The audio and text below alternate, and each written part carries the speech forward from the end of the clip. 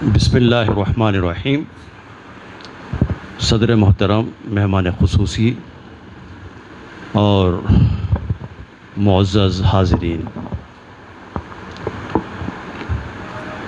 اصلاح معاشرہ کا لفظ آتے ہی ہمارے پاس صرف شادیوں کی فضول خرچیاں یاد آتی ہیں۔ یاد بھی آنا چاہیے، اس لیے کہ جو چیز بہت زیادہ شدت اختیار کر لیتی ہے اور جو مرض بہت زیادہ ہوتا ہے اس کا ذکر بھی ہوتا ہے اور اس کی فکر بھی ہوتی ہے کہ وہ مرض دور ہو، لیکن اصلاح معاشرہ ایک ہمہ جہتی قسم کی اصطلاح ہے۔ اس وقت امت مسلمہ مختلف قسم کی گمراہیوں کے اندر مبتلا ہے۔ ہمارے گھر اس وقت گھر نہیں بلکہ بیشتر مکانات سینما گھر بنے ہوئے ہیں، انٹرنیٹ کیفیز بنے ہوئے ہیں، اور پھر منشیات کا عام ہو جانا مسلم معاشرے کے اندر قتل و غارت گری کا ہونا، یہ قابل افسوس ہے۔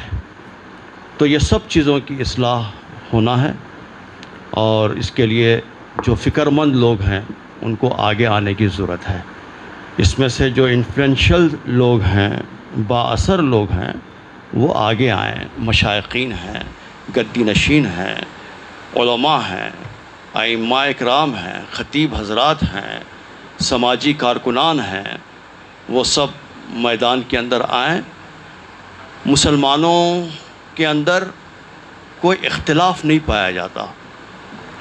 مسالک کے اندر اگر کوئی اختلاف پایا جاتا ہے تو وہ جزوی ہے، وہ فروعی ہے۔ اور اگر کاغذ لے کر بیٹھ جائیں آپ کہ کیا اختلافات ہیں مختلف لوگوں کے درمیان میں، مختلف جماعتوں میں، مختلف مشارب میں، مسالک میں، تو آپ کو 1% بھی اختلاف آپ کو دکھائی نہیں دے گا، 1% سے بھی کم۔ لیکن اتحاد اور اتفاق 99% امور پر ہے۔ کیوں ہم 99% امور پر اتحاد اور اتفاق کے ساتھ میں کام کیوں نہیں کرتے؟ کیا کسی کو اس بات میں اختلاف ہے کہ امت سے جہالت ختم ہونی چاہیے، تعلیم عام ہونی چاہیے، سب لوگ مل کر یہ کام کریں کہ امت کے اندر تعلیم عام ہو؟ کیا اس میں کسی بات کا اختلاف ہے کہ امت کی مفلوک الحالی اور معاشی پسماندگی دور ہونی چاہیے؟ کیا اس میں کسی کو اختلاف ہے کہ بلا سودی بینکس قائم ہونا چاہیے، بلا سودی قرض مسلمانوں کو ملنا چاہیے؟ اس میں اختلاف ہے؟ کیا اس میں اختلاف ہے کہ یہ جو بڑے بڑے شادی خانے ہیں یہ سب اسکولز اور نسوانی کالجز اور اسکولز کے اندر تبدیل ہو جانا چاہیے، شادی خانوں کو بند ہو جانا چاہیے اور شادی خانوں کے کلچر کو ختم کر دینا چاہیے؟ کیا اس میں کسی کو اختلاف ہے اس میں؟ لیکن جو لوگ سوچتے ہیں ایسا، وہ لوگ خود اقدام نہیں کرتے، وہ لوگ خود اس کے اندر گرفتار ہیں۔ جب تک یہ دوئی ہماری ختم نہیں ہوگی، جب تک ہمارا تناقض ختم نہیں ہوگا، کہنا کچھ اور کرنا کچھ، سوچ کچھ اور عمل کچھ، ایمان کچھ اور عمل کچھ، یہ جب تک ہمارے درمیان میں سے ختم نہیں ہوگا، اس وقت تک اصلاح معاشرہ کا جپ کرنے سے اصلاح معاشرہ نہیں ہوگا، بلکہ اصلاح معاشرہ کے لیے اصلاح قلب بہت ضروری ہے، خود ذاتی اصلاح ضروری ہے، اپنے گھر کی اصلاح ضروری ہے، اپنے گھر سے اس کا آغاز ہونا چاہیے، اور ہمارا گھر اس بات کا نمائندہ ہونا چاہیے کہ واقعی یہ گھر ایک ایسا گھر ہے جو اسلامی گھر ہے، پرامن گھر ہے، پرسکون گھر ہے۔ جس طرح ہم وزٹ دی مسجد کا پروگرام بنا رہے ہیں، مختلف جگہوں پر ہم اپنے مساجد کو برادران وطن کو لا کر بتا رہے ہیں کہ دیکھو ہماری مسجد کیسی پرامن اور پرسکون رہتی ہے، تو اسی طرح ہر مسلمان اس پوزیشن کے اندر ہونا چاہیے کہ وزٹ مائی سویٹ ہوم، آؤ میرا گھر دیکھو، پوچھو میری بہو سے پوچھو کہ میں کتنا اچھا خسر ہوں، میری بیوی کتنی اچھی ساس ہے، میری بیٹیاں کتنی اچھی ننند ہیں۔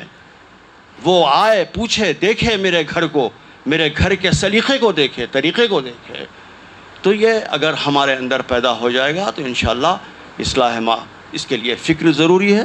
میں مبارکباد دیتا ہوں کہ سیرت النبی صلی اللہ علیہ وسلم کے 75ویں اس کانفرنس کے موقع پر اور رحمت للعالمین صلی اللہ علیہ وسلم کے جلسے کے اس موقع پر جو شروعات کی گئی ہیں، جو آغاز کیا گیا ہے، وہ آغاز بہت ہی عمدہ قسم کا آغاز ہے، پہل ہے، اور امید کرتا ہوں کہ ڈاکٹر عبدالقدیر صاحب کی قیادت میں یہ 75واں رحمت للعالمین جلسہ اور جلسے صحابہ رضوان اللہ تعالی اجمعین کامیاب بھی ہوگا، اور اس کا رخ ہم انشاءاللہ اصلاح معاشرہ کی طرف اگر کریں گے تو ایک بہت بڑے پیمانے پر پیغام جائے گا، اور یہ کام اس وقت تک ممکن نہیں ہے جب تک ذرا ہم اپنے دل کو بڑا نہ کریں، جب تک ہم لوگوں کا خیال کرتے ہوئے ہم لوگوں کی دعوتوں میں جانا چھوڑ نہ دیں۔ ہمارے بچپن میں بغیر بینڈ باجے کے کوئی شادی نہیں ہوتی تھی، اور مجھے یاد ہے کہ جب ہم نے بیکاٹ شروع کیا بینڈ باجے کا تو گاؤں کے اندر بینڈ باجا بجنا بند ہوا الحمدللہ۔ لوگوں نے بالکل وہاں سے واپس ہو گئے، گھر سے واپس ہو گئے، منڈپ سے واپس ہو گئے۔ تو جب تک یہ کریج نہیں کریں گے اس وقت تک یہ کام ہو نہیں سکے گا۔ اگر ہم لوگوں کو دیکھ کر کے یہ فلاں کے تعلقات ہمارے خراب ہو جائیں گے، فلاں سے ہمارے روابط ہیں یہ بگڑ جائیں گے، یہ جو چیز ہے یہ ہم کو لے ڈوب رہی ہے۔